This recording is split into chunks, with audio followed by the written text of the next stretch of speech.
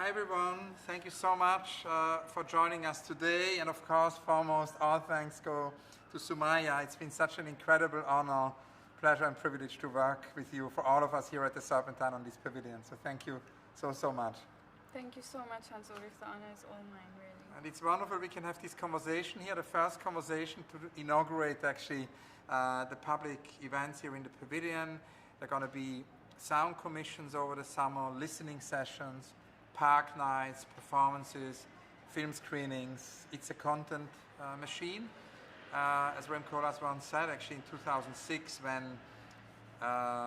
we began the pavilion marathons, he said a pavilion without content would be meaningless shape, and there's going to be so many content dimensions this summer. We're going to talk about that today, but we're also going to talk about your pavilion. Of course, the pavilion could not be realized without the support of many individuals and companies.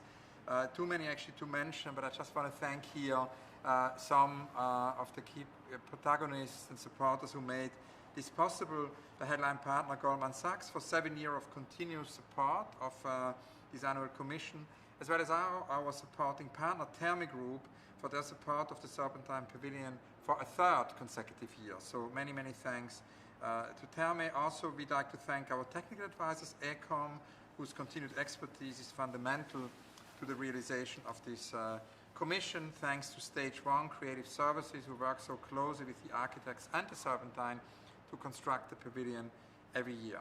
I want to, of course, also mention the Serpentine Dream Team. Many thanks to the CEO, Bettina Korek, to the incredible curatorial team, Yezomi Omulu, Natalia Grabowska, Amal Khalaf, and Joe Payton, as well as also our advisors who accompany the Pavilion project every year, David Arce, David Glover, and Leslie Locco, who work with our teams on the selection and the whole process. And finally, I wanted to dedicate today's talk, a collaboration between the Serpentine and Dezeen, to Julie Burnell's amazing work.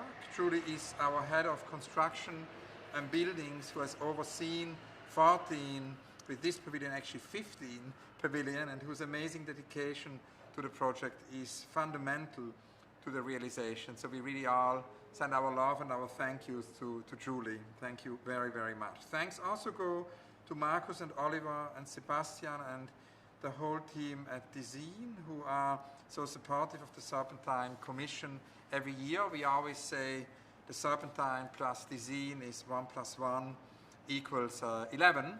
And I also wanted to let you know that an accessible version of the talk will be on our channels very shortly later today after the live screening. After the live screening later today. The project actually started in 2000, the Pavilion project, when Julia Payton-Johns invited Zaha Hadid.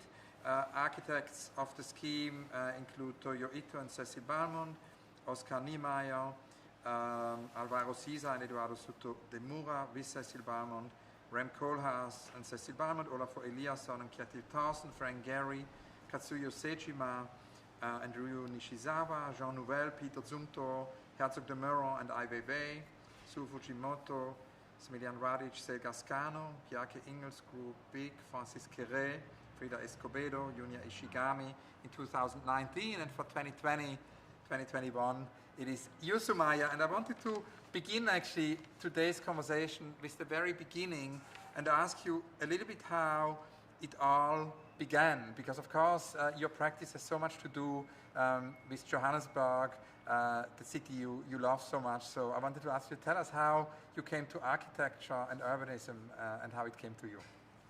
Thank you so much, Hans Ulrich. It's so wonderful to be here and to have this inaugural conversation in this pavilion. I think it's such a triumph of our work over the last 2 years, and I'm so deeply grateful to everyone at the Serpentine. Just thinking about my journey to architecture, I think Johannesburg has been deeply inspirational, as you've said, and I'm very lucky to have had a large part of my childhood in Johannesburg. I spent lots of time walking to the Joburg City Library when I was a child, from my grandfather's stores in inner city Joburg, and I often think that my love for architecture is really based in these two things, in being able to walk to the library in fiction, but also in the urbanity of Joburg and in experiencing the richness and diversity of so many cultures and so many rituals and so many ways of being, really, in how people make a place home. But I don't think that I always knew I wanted to be an architect. I think I wanted to be many different things. I was very interested in writing and reading. I think I wanted to be a writer. I wanted to be a journalist as well. I wanted to be an archaeologist at some point, and I've also always been very interested in history. My love for design is what drew me to architecture, really. But I also think that at the heart of my practice is really an intent to tell stories. And if I think of all of these other interests and other disciplines, I really see my architectural practice as trying to weave all of them together. Thank you. And actually, that leads us also to the process, because of course, the city and your research on Johannesburg has a lot to do with the design process in your work, and you do so many different forms of research. I want to ask you, tell us a little bit about that. And actually, since the very beginning, actually, when you began to show your work in public, one of the first time was at the Chicago Biennial, actually in 2015 with Counterspace. And that was very much based on your master thesis research, which was a research on the toxic mine waste buffer zones in Joburg, where you actually documented stories, but you also worked on memory. And we actually had in our Serpentine Pavilion the late historian Eric Hobsbawm, who said that we have to protest against forgetting. He told us that as a historian, we are surrounded by more and more information, but that doesn't necessarily mean that there is more memory. And he told us about the importance of memory, and that's a very important aspect in your work, to write these often non-written stories. Can you tell us a little bit about that process, and maybe also the beginning, really, with this amazing master thesis and how you made it then into a public work? Absolutely. I think that research is very integral to my practice, particularly because the practice has been so rooted in Johannesburg, where so much of the context is so segregated, and I think that we're often grappling with so much memory that has been lost, or stories that have kind of been ravaged or stopped to some degree. And so I think that it's really important to be able to research and to look in these overlooked places, to read things beneath the surface. And the Lost and Found project, which drew on my thesis, my master's thesis, was very much about thinking about how we can see archive in everything, and really understanding the archive also as a place of futurity, understanding that so much is locked in how we read and look at things, and so much of our presence, of course, and our future is tied to how we are able to read memory in everything. And in particular, the Lost and Found project is interested in these other forms of archive. So I was very interested in looking at dust as a form of holding memory, of holding the history of the city and how toxic it is, but also fragments and remnants from ritual practices, newspaper headlines and articles, all sorts of forms and variations of archive became really important for the project, and starting to see and deeply believe these other forms of documentation as valid and valuable forms of archive was very important for the project. It's also an important moment, I think, to talk about archive because of the tragic loss of archives in the Cape Town University fire, which just had occurred. And you talked a lot about actually making a visible archive. There was an exchange between you and David Adje, advisor to our pavilion project. And David asked you about the question of making a visible archive. And you said that all work is a form of archive. It perpetuates a set of politics, conscious or subconscious, implicit or explicit. Can you talk a little bit more about that? And I also thought the idea of making visible invisible archives is so interesting. I mean, Paul Klee once said that art can make the invisible visible. Definitely. I think that all architectures are politics and systemic issues and imaginations in built form. And so if we think about it like that, any architecture, whether it's intentionally political or unintentionally political, is creating something in someone's image. And I think it's very important for us to be able to ask, in whose image is the world being made? Is it in our image? Are we honoring voices that need to be honored? Are we identifying with what we are seeing around us? And if we aren't, then how do we strive to imagine the world differently? And I think that architecture as a project is always connected to an archive. It's always connected to visibilizing a form of politics. And as you said, that I said, whether it's implicit or explicit or conscious or subconscious, that's always at the heart of what architecture does. And we are now in your pavilion. We are literally immersed in the pavilion, and the pavilion is, of course, an archive. And maybe it's the moment to actually talk a little bit more about the design of this pavilion. And I've got so many questions, but before we talk about the Archipelago, the way the pavilion happens actually here, but in many different other places in London, before we talk about the many different histories you brought together here, I thought it would be great that you tell us maybe a little bit about your first approaches when you were invited to design the Serpentine Pavilion, the first ideas, because from the very beginning you wanted it to be a gathering place. I did, and I think it's, of course, hugely overwhelming to think about this really significant platform for architects and to think, what does my voice contribute to this long legacy of ideas and of unrealized projects that get to be realized? What is my manifesto as an architect? And from that moment, when I started to think about it like that, I knew that I wanted to be able to reflect London to London, very much in the same way that I think about practice in Joburg as a way to visibilize archives, and by extension, and in doing so, also start to produce different futures, or to suggest how we can practice differently and how we can think differently, or how we can gather differently. And I think it's also important, again, to mention here that, of course, as I said, Johannesburg is a landscape that is so segregated, and it is really unequal, very explicitly by design. And so that has always imbued in me the power of architecture to separate, but at the same time also the converse, the power of architecture to bring people together and to create connections between people. And alongside, of course, that segregation, I also know that there's so much richness and diversity and ways of being and forms of resistance in how people have come to construct a city and come to call the city home. And I think it's that same intent that I wanted to bring to this pavilion, because that same story is shared with so many cities across the world, in particular London.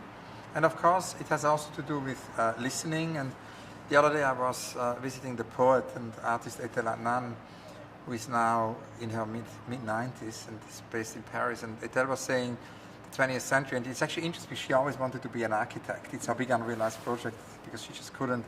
When she began actually become an architect, it was impossible for her, and it's still something she wants to do. She'd like to actually build architecture.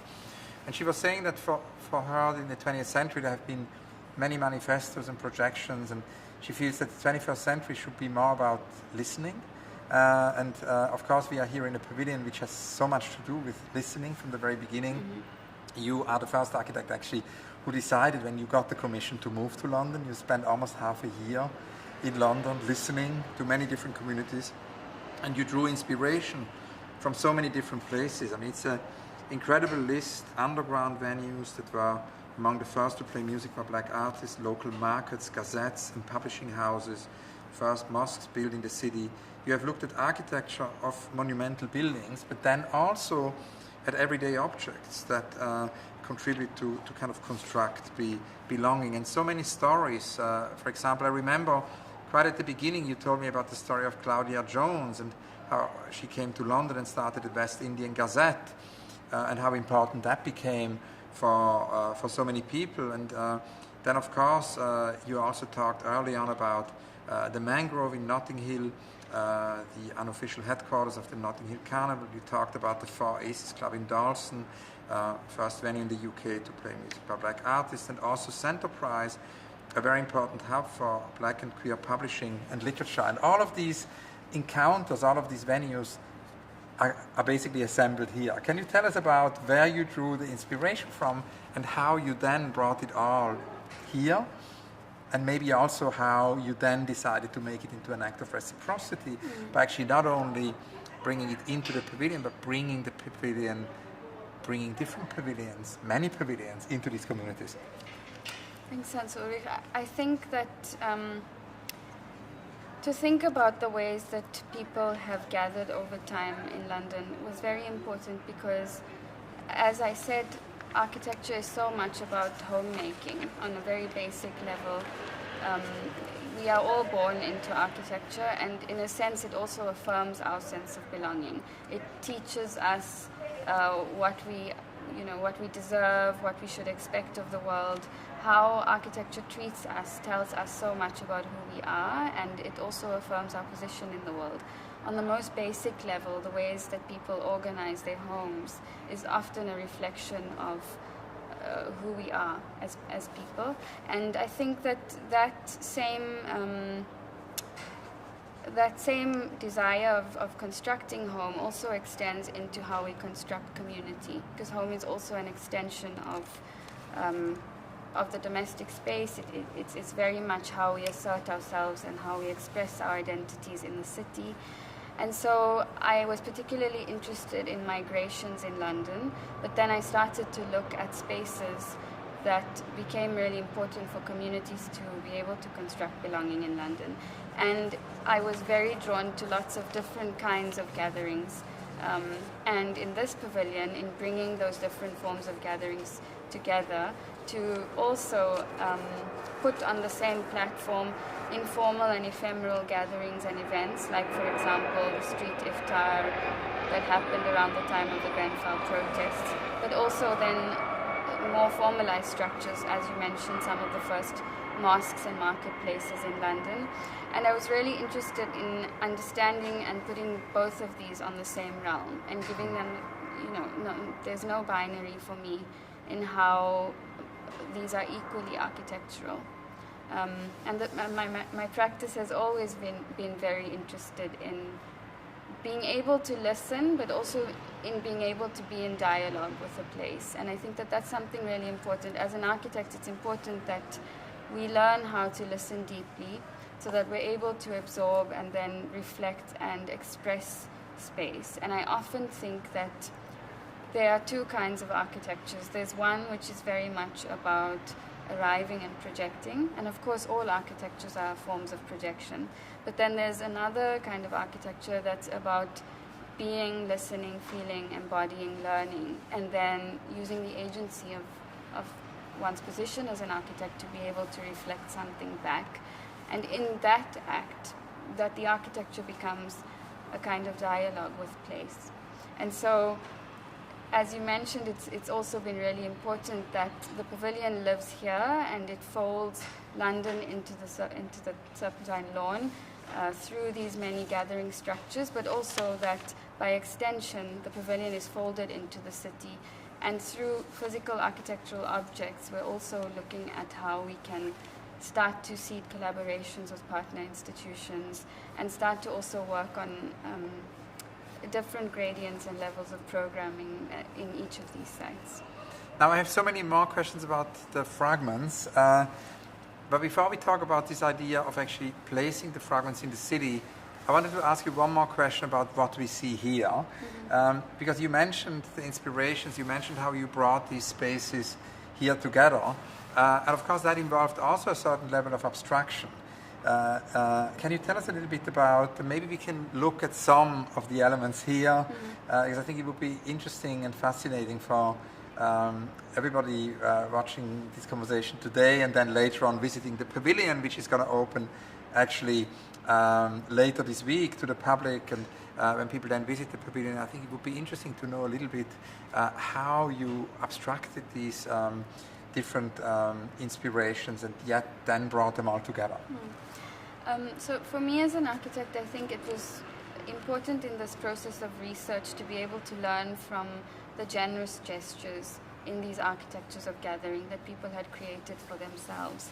And so, for example, that space in front is the space that I just mentioned that was inspired by the Grenfell protest street iftar, which is essentially an unfurled surface, and it's about having a lengthy surface that many people can gather across. there are so many places that are reflected in this pavilion, and they've been abstracted in many different ways and in many different forms.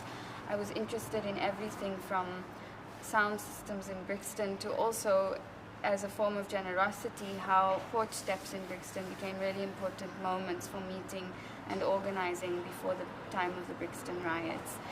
And as an architect, I think it was important for me to be able to absorb the generosity of these places and then express them in the structure. And I really hope that when people arrive here, that they will also feel that same sense of generosity, because architecture and design is also beyond language. It's about emotion, and rather than someone understanding where something physically came from or knowing that it's an exact transfer or direct transfer from a particular place, if that feeling of generosity is carried through in the way that someone is able to sit and gather as we are now in an intimate conversation, but then also to see that, as we can see here, these structures also form a larger gathering. That they're able to be used in multiple ways for seating, for stage and performance, and many other kinds of gatherings as well. And there are even spaces actually for space for bigger gatherings, for smaller gatherings, and then there are also spaces for actually visitors to be on their own. Absolutely. Yeah. I think solitude and silence and reflection is also really important, especially when we think about listening. Now, the late Cedric Price, with whom I had many conversations in London in the early 2000s about actually bringing pavilions into cities, he once told me that it's about actually spreading magnets. And he developed in the early 2000s this idea of magnets, where Cedric proposed these temporary mobile structures for cities. And the idea was that they would provide kind of public elements and stimulate new patterns, as he told me, of public movement or of public engagement. No? And it seems that your fragments do exactly that. You're going to place, and have already placed over the last couple of days, fragments related to this pavilion in different neighborhoods in London, which are stimulating basically public space, which are stimulating exchange and generosity. So I wanted to ask you to tell us a little bit about this, because it's the first time that this happens with the pavilion. And we all were very excited by this idea of yours from the very beginning, that actually the pavilion is less one structure, but it's more an archipelago. And Edouard Glissant, who together with Linton Kwesi Johnson actually did a very memorable talk and performance in Olafur Eliasson's and Kjetil Thorsen's pavilion here, talked about the archipelago. And I was looking again this morning actually at the lecture he gave here, and he talked about archipelagic thought that actually makes it possible that neither each person's identity nor the collective identity are fixed and established once and for all. Glissant said, I can change through the exchange with the other without losing or diluting my sense of self. And he says that that's what actually archipelagic thought can teach us. And he also said that archipelagic thought endeavors to do justice to the world's diversity, and it's an antithesis really to continental thoughts, because continental thought makes a claim to absoluteness, and in that sense tries to force its worldview on other people, on other countries. And he says we need to resist that. So I was very fascinated that at the very beginning in your proposal, in your idea for this pavilion, it was an archipelago. And I think this form of the archipelago is deeply related to your idea of a generous architecture. Can you tell us a little bit about how you had the idea for these fragments and how it's going to work, how we can discover them and engage with them? So I think that's really beautiful to hear you say that. And as you were talking, I thought it definitely feels like an archipelago, but it also feels in a way like a diaspora. And I'm interested in diaspora as a tactic in a very positive way, and how we can also think about things that are hybrid, and that, you know, we are all in a sense also insiders and outsiders, and to be able to have pieces of architecture that negotiate that, and that become platforms for negotiation that hold many different kinds of ways of identification, is also something that's important for this project, this pavilion, and for these fragments very much so. And I think for me it's also important that we think about different ways to bring different kinds of publics together. And we talked really early in the beginning, you and I, about being able to bring people over to the pavilion. But I remember very clearly that you said you agree that it's not enough, that we need to find ways to deepen our engagements with public institutions and start to bring different kinds of dialogues and different realms onto the same platform. And really the fragments are about that, but they also are about lifting and highlighting and showcasing through this platform some of the really important work that these partner institutions have been doing, and the ways that they've been carrying community, and the ways that they've been enabling the construction and the evolution of belonging and the hybridity that is able to be possible in London in their spaces.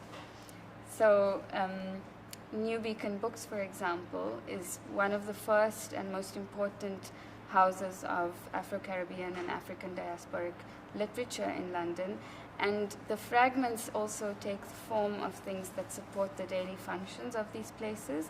But as an architect, it was important for me that they lift and highlight things that are happening in small places that are overlooked by the architecture profession as a whole. So that's the one you've just installed, right? Yes, yeah. we have just yesterday. Now it's interesting because when we said that it's not enough that the generosity happens in one place, but it has to be in many communities. That of course also referred to Arthur Jafa, because it can also happen with exhibitions, no? And when we did the show of Arthur Jafa, the solo show at the Serpentine, a series of utterly improbable yet extraordinary renditions, Jafa was very conscious of reaching out to different communities in the city, and didn't actually say, free admission was a baseline, but it wasn't enough. So he said we needed, in a way, to go with his film into different communities. He built a tent, so that it became a mobile display. And for you, of course, it's the fragments. And these fragments, which is the first time that it happens actually with the pavilion, are placed in North, South, East and West London. And as you say, they're going to support actually daily operations of these selected places. And you mentioned actually already the book display, but there is also going to be the one in the Albany. That's actually the one which is more for reading and performance. There is also the fragment embarking Dagenham, where of course we're working on the Radio Ballads project, which basically means also artists in residence, and your fragment embarking Dagenham will become part of a radio station, will enable meetings and interviews.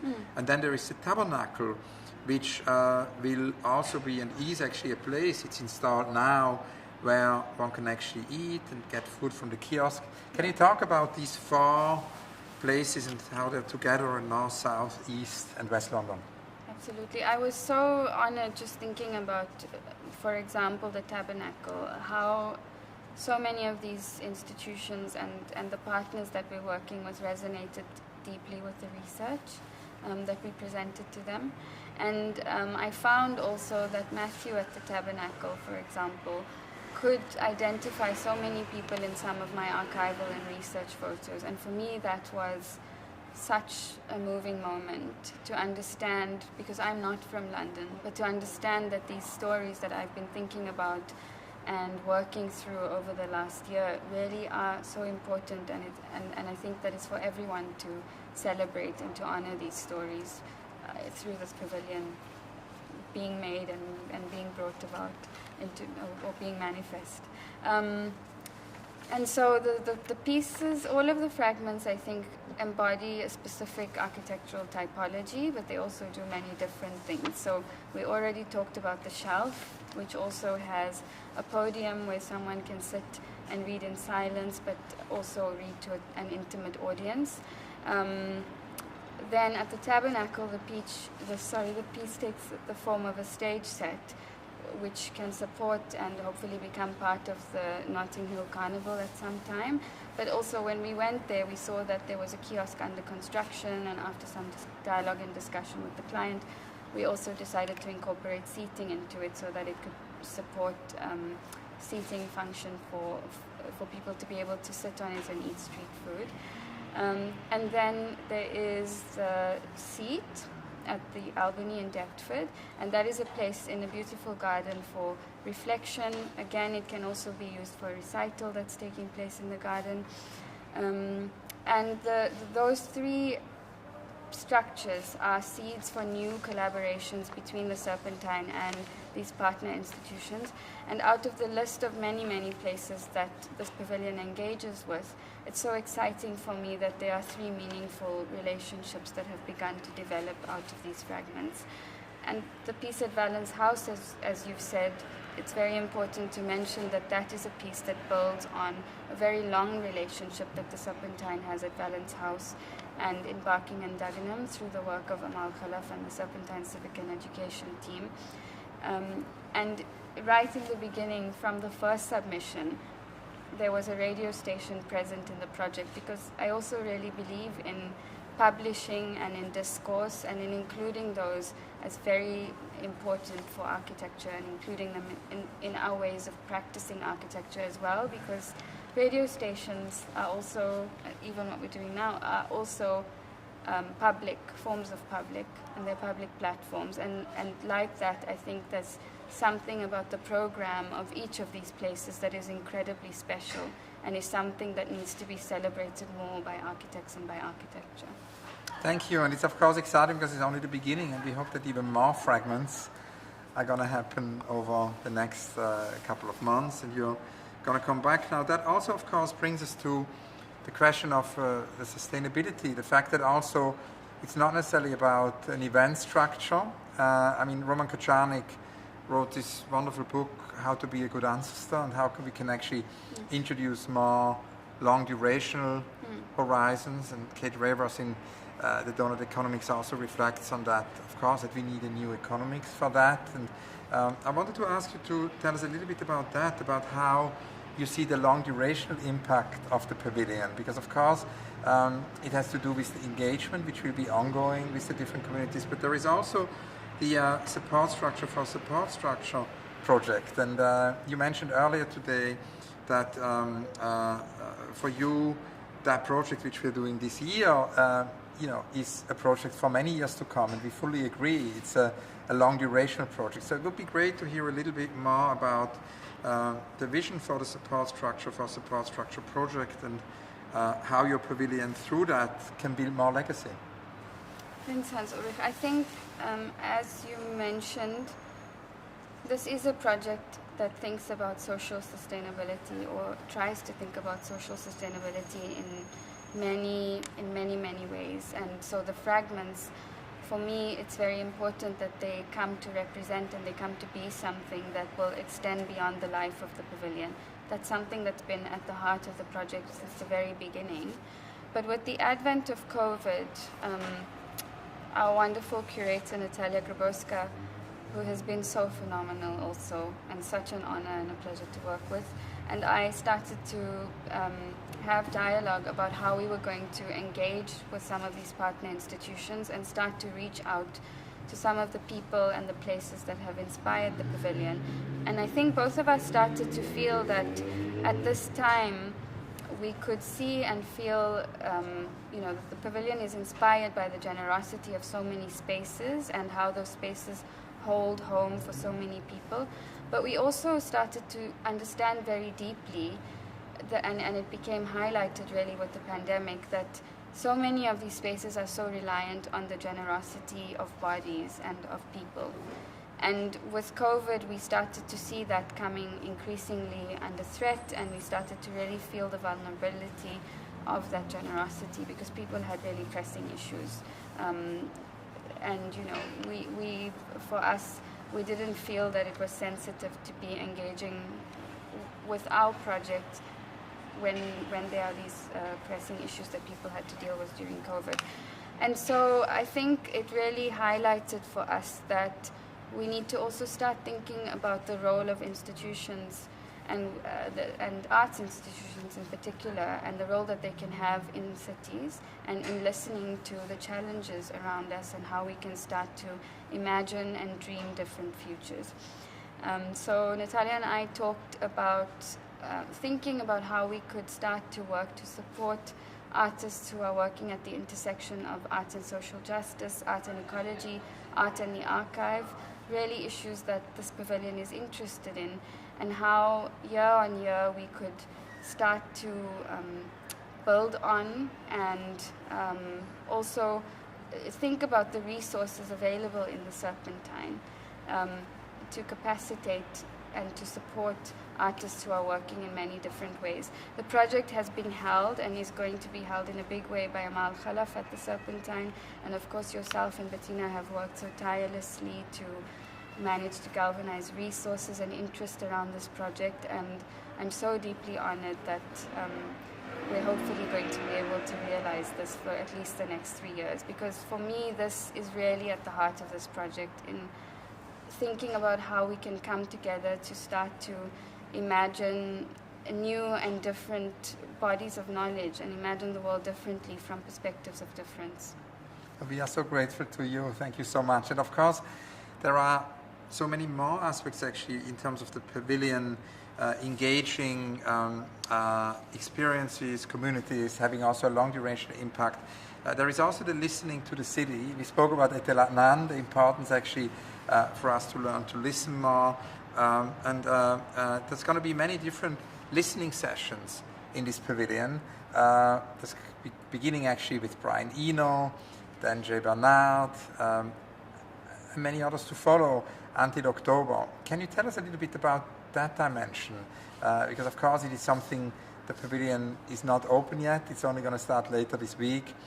So we're in anticipation, but I think it's exciting for people to hear what they can expect here in terms of the listening sessions. I just wanted to quickly add on support structure, something I forgot, that I was really thinking about so many of the opportunities that I've been presented with through this project.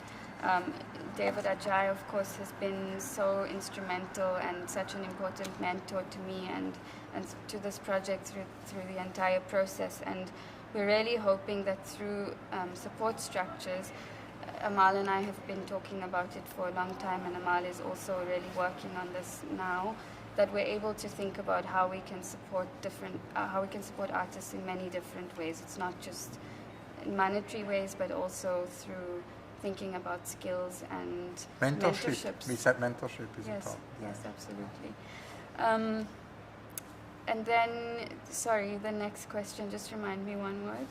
Yeah, but thanks for adding this. Yeah, I mean, the next question is about the listening sessions and about the way this is, I mean, as always, the pavilion is also a place for park nights, and it's many artists will actually realize projects here. It will enable artists to do experiments with film, with moving image, with sound.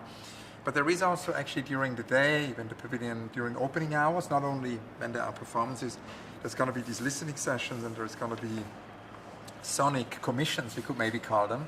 It begins with Brian Eno, it will then be followed by Jay Bernard until the autumn. Can you tell us a little bit about that aspect of the program? So I think that's a very important part of the project, because it really works to bring together different voices from London to the pavilion. And the Serpentine has a phenomenal civic and education team, and I think that this work is also really building on their work and on their long legacy of working in communities and working with neighborhood-based artists. And so listening to the city is really about working with London-based sound artists. We're working with Jay Bernard and Naeem Bailey to bring about and to realize other voices in this pavilion. And in this, on a formal level, this pavilion listens to London by bringing together forms from London. But we also wanted to find ways to bring other bodies into this space. And I think especially in a time that we've just had, in a time of isolation that we've just had, we don't know how much people will be able to gather physically in the space. Of course, I think it's going to be more and more possible now. But I think it's also thinking about how we can honor other voices in different ways, and how we can bring voices from the past, present, and future, if we think about children, to this pavilion, and to allow them to have a space that is about honoring and listening to different voices. And then, of course, there is also the unrealized projects. My only recurrent question actually in all the conversation, we've talked about many things you're realizing and which have been realized, but I'm always interested in what is not yet realized and what are maybe dreams or projects which have been too big to be realized. Can also be projects which have been too small to be realized, maybe projects which have been too time intense to be realized, projects which have been forgotten is also a possibility, unrealized because forgotten, or projects which have been censored. Censorship can be a reason, of course, for a project being unrealized. Or Doris Lessing, actually, in the pavilion in 2006, Doris Lessing said that we should also not forget the projects we might not have dared to do yet. No, there's a form of self-censorship can be a reason. So within this whole realm of the unbuilt, of the unrealized, can you tell us maybe about some of your unrealized projects in relation to the pavilion or also outside the pavilion? You know, Hans Ulrich, every time you ask this question, I'm always stumped, and I should know that it's coming, but I never think about it in advance. So today, I actually did think about it this morning, and when I was chatting with Natalia earlier, I said my unrealized project at the moment is a speculative Johannesburg archive. But just now that we've talked about support structures, I'm struck by something, and that is the first time you asked me this question. I remember saying that, or Natalia reminded me actually, that I said that what I would like more than anything is for my generation and for voices of difference to be able to build in the multitudes. And I think that through support structures for support structures, this is something that the Serpentine is really genuinely starting to carry. And so you are, in a way, all of you are realizing the first seed of my unrealized project that we first talked about. Thank you, and of course the whole idea of talking about unrealized projects is to hopefully facilitate their realization. So for that reason, it would be great to hear more about this speculative archive in order maybe to think about how it can be realized. Can you tell us more how that would work? So as I said, I always think about the archive as a place of futurity. And I'm really interested in how we can think about the role of cultural institutions differently. I think that the fragments is the first gesture for me where my architecture is really engaging in that, in thinking about what the role of an institution is and what a pavilion can be and can look like and how it can function in different forms, how it can think about who its public is in different ways, so that it functions almost as a dispersed cultural institution, so to speak. And similarly, I'm interested in what an archive for Johannesburg can look like, because Joburg is a place with so many ways of being that are not necessarily able to be confined in archives as we know them. There are many ways of being that are carried in the oral, in the ritual, in performance, and thinking about how these different facets of space making can push the discipline of architecture forward is really interesting for me. And that, of course, brings us to the question I wanted to ask you, I almost forgot, is actually the question of the rituals, no? Because Tarkovsky, Russian filmmaker, always said that we have to kind of come up with rituals for our time. We're sort of too bereft of rituals. And there is an interesting new book, actually, by Byung-Chul Han, who talks about the importance of rituals in this communication age, because we live in an age of communication, but as he writes, an age of less community, and that in the age of smartphones and communication devices, we need new rituals to kind of go beyond these tools. So I'm kind of very interested in this aspect, no? Because in your work, rituals play an important role, and we can in a way also somehow see the pavilion as a place for rituals. I think, as I was saying, I think rituals are important ways of space making, and because the construction of community really happens through so many different kinds of ways of making ritual and ways of coming together and convening around something. Convening in place is also often marked by rituals. And so for me, that is very inspiring as a form of space making, because a ritual can almost create architecture out of nothing.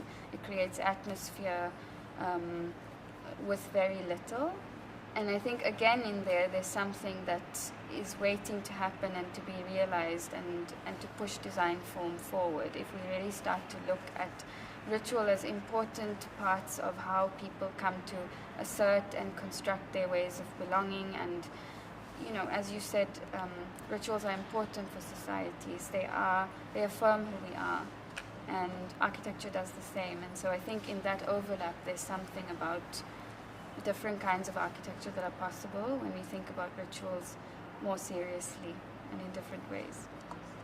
Now we're almost out of time. One thing I thought would also be important is to talk about more about sustainability. You talked about social sustainability. I wanted to ask you about environmental sustainability for architecture. Alexis Pauline Gumbs, in talking about the amazing book Dab, thinking about Sylvia Wynter, and not necessarily Sylvia Wynter as a linear kind of influence, but more like thinking with Sylvia Wynter. Alexis Pauline Gumbs said that we have the opportunity now as a species fully in touch with each other to unlearn and relearn our own patterns of thinking and storytelling in a way that actually allows us to be in communion with our environment, as opposed to a dominating colonialist separation from the environment. And that seems to me a really important point also in relation to architecture. Can you talk about that? I love the writing of Alexis Pauline Gumbs so much, and she's been hugely inspirational to my work as well. I think it's also important here to mention the work of Catherine Youssef, which I see as very related, and in thinking about how entangled issues of sustainability are. So, of course, we mentioned social sustainability, but I think understanding that social sustainability is also deeply connected to ecology, that migrations, that empire and extraction are all really very entangled, and starting to see, David Adjaye always calls architecture a planetary act, but starting to really see that there are so many layers and levels of sustainability that are connected, and that nothing in a sense can be treated in isolation. This pavilion is really interested in transference and in reclaim, and also in things that are overlooked, and in looking at things in new ways. And I think it's very exciting for us that this pavilion is also carbon negative. And yesterday we talked about it, and you said that it's an aspiration that any structure should have, which of course I also deeply believe in. To touch on a little bit more about how the pavilion is carbon negative, I think that we have tried as much as possible to be able to reclaim materials in different ways and in different forms. So the steel in the pavilion is reclaimed from Stage 1's past projects from their steel yard. The cork in the pavilion is reclaimed from the winemaking industry. And I think that we've also made use of sustainably sourced ply, which is covered in a micro-cement finish so that it's weather treated and weatherproof. And I think understanding that realm of sustainability alongside support structures for support structures and the fragments is really important, that we start to see that issues of sustainability are really entangled and intertwined. Very last question is about the local. A lot has been said and written about the importance for architecture also to connecting to the local. Of course, it's something you've done and you're doing with your practice in general and with this pavilion here in London.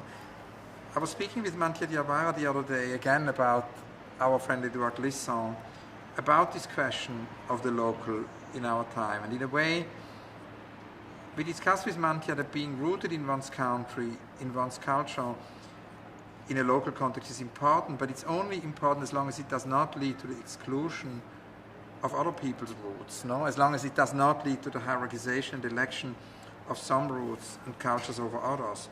As Glissant taught us, we need to celebrate roots that expand elsewhere, no? Roots that touch each other, roots that are not singular roots, but that are roots that cover and protect some other. And I thought that was very beautiful, and it made me sort of think it would be great to hear from you a little bit about how you feel about that idea of the local in your work.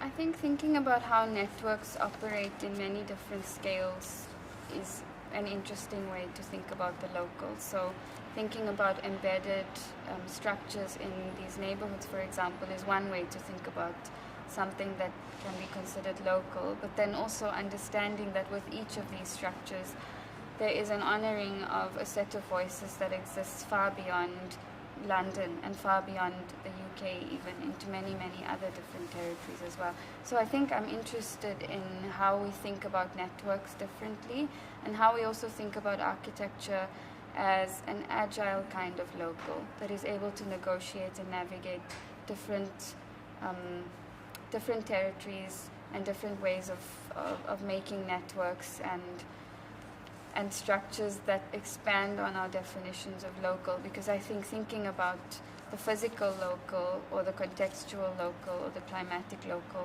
is one form of local, but understanding local on a global scale and through many other different locals and how everything is connected is important for my practice. And I think, just to end, Johannesburg is so inspiring for my practice, and I've always thought that I will be very rooted in Johannesburg, but this structure and this pavilion has really allowed me to see that there is always overlap between places, because all of us are insiders and outsiders and hybrids as well. That could not be a more wonderful conclusion. Sumayya, thank you so much. Thank you. Thank you, Hans Ulrich. Thank you.